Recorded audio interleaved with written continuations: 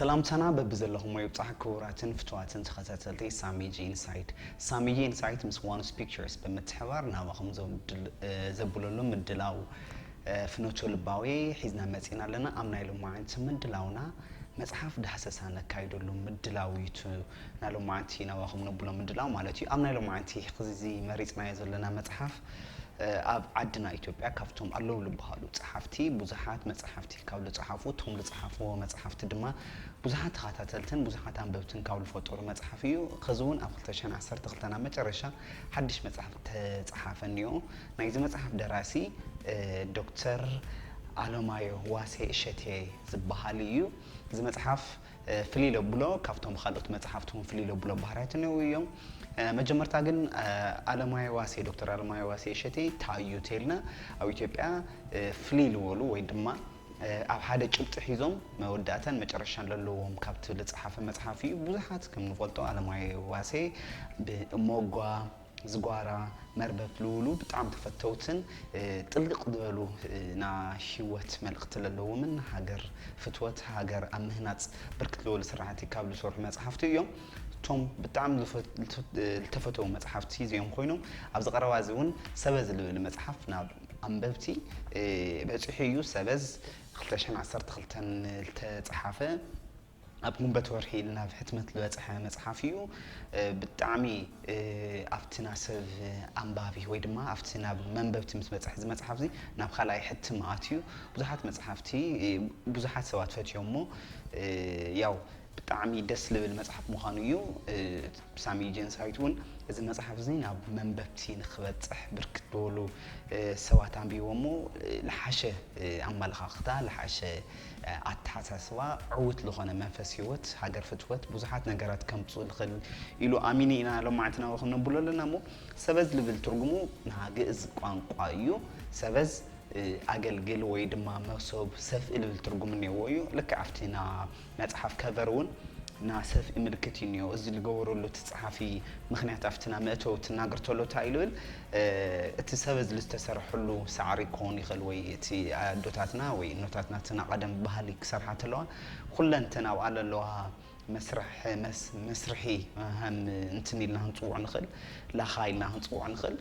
ኩለን ብኢንዲቪጁዋል ወይ ድማ በብውልቀን ምንም ትርጉም ዘይክህልዎን ይኽእሉ ግን ተኣኪበን ከም መሰብ ኣገልግል ኮይነን ጠንካራ ዝኾነ ሰፍኢ ወይ ድማ ጠንካራ ዝኾነ ናብ መሳርሒ ኣካል ክኾን ስለልኽእል ናውቲ ክኾን ስለልኽእል እዩ ሰበዝ ልብል ትርጉም ሂብዎ እሞ ኣብዚ ዘለዎ መጽሓፍቲ ድማ ኣብዚ ታሪክ ወይ ድማ ኣብዚ መጽሓፍ ተሰኒዶም ዘለዎ ጽሑፋት ድማ ነንውልቆም ብዙሕ ትርጉም ዘይክህልዮም ይኽእሉ እዩ ከም መጽሓፍ ተጀሚሮም ተኣኪቦም ትመፁ ከለዉ ግን ናብ ብዙሓት ሰባት ኣመለኻኽታ ናይ ምልዋጥ ዓቕሚ ከም ዘለዎም እዩ ዝገልጽ ኣብዚ መጽሓፍ 20 ዝኾኑ ምዕራፋት እኒአው እዮም ካብቶም ካልኦት መጽሓፍቲ እዚ መጽሓፍ ፍልይ ዘብሎ እውን እሞጓ ተንቢብናዮ ዝጓራ መርበብ ተንቢብናዮ ኣብ ሓደ ታሪክ ካብ መጀመርታ ክሳብ መወዳእታ ጭብጢ ዘለዎም ኣብ ሓደ ታሪክ መሰረት ገይሮም እዮም ዝተጻሓፉ እዚ መጽሓፍ እዚ ግን ዝተፈላለዩ 20 ታሪካት ዝሓዘ ኮይኑ እቲ ሰብኣይ ወይ ድማ ዶክተር አለማዮ ዋሴ ኣብቲ ብዙሓት ዓድታት ካብ ዝኸዶ ብዙሓት መጽሓፍቲ ካብ ዘንበቦ ካብ ብዙሓት ሰባት ዝረኸቦ ሓሳብ ኣኪቡ ብልጥዕም መንገዲ ንሰባት ወይ ድማ ንመንበብቲ ለውፅሖ እዩ ዝተፈላለዩ ጉዳያት እውን የልዕል እዩ ካብ ሰልፍ ዲስፕሊን ካብ ናይ ዓርሰ ስነ ምግባር ጀሚሩ ክሳብ ናይ ግዜ ኣጠቓቕማ ና ሃገር ፍትወት ና ህይወት ትርጉም እንደናይ ላክል ክገልጽ ልኽእል ብጣዕሚ ካብ ዝፈተውዎ መጽሓፍቲ እዩ እዚ ኣብትና መጀመርያ ሕታም ኣይ ዶንት ኖ ክንደይ ኣብቲ ካልኣይ ሕታም ዋግኡ ክንደይ ከም ዝኾነ ኣብትና መጀመርያ ሕታም ግን ዋግኡ 100 ቅርሺ እዩ መላእ ና መጽሓፍ መደበር እውን ብቐሊሉ ክንረኽቦ ንኽእል ኢና ካብ ሰበዝ ካብቲ ዝፈተኽዎም ታሪካት ማለት እዩ ሓደ ታሪክ ናባኹም ንምባል ከብል ይፈቱ እየ እዚ ታሪክ እዚ እንታይ እዩ ብጣዕሚ ካብ ዝፈትኹሉ ምክንያት ምስ ግዜ ዝተተሓሓዘ ካብ ዝጸሓፍዎ እዩ ኣብ ዓድና ንግዜ ንህቦ ትርጉም ክንደይናይ ዝኣክል እዩ ግዜና ከመይ ንጥቀም ናይ ግዜ ቫልዩ ወይ ድማ ናይ ግዜ ዋጋ ኸ ክንደይናይ ምዃኑ ንርዳእ እዚ መጽሓፍ ምስ አንበብና ወይ ድማ እዛ ሓፃር ጽሕፍቲ ምስ አንበብና ንግዜ ንህቦ ቫልዩ ክንደይናይ ዝኣክል ለውጢ ከምፅእ ከም ዝኽእል ክንርዳእ ንኽእል ኢና እሞ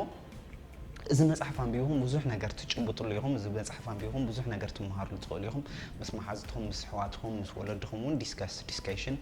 زهت تجور المصحفي قطتنا بزا نا دكتور علمي واسي الشتي قبل صحافه نا بزعوا غيزينا واخم كبل لكم بቋንቋ አማርኛ ያ አመጨረሻውን ናብ ትግርኛ ፓራፍሬዝ ከጎረኩ ሙክሪየ እድሜ ጊዜ ነው ሰው ሞት የሚባለው እኮ ጊዜ ሲያልቅ ነው ጊዜ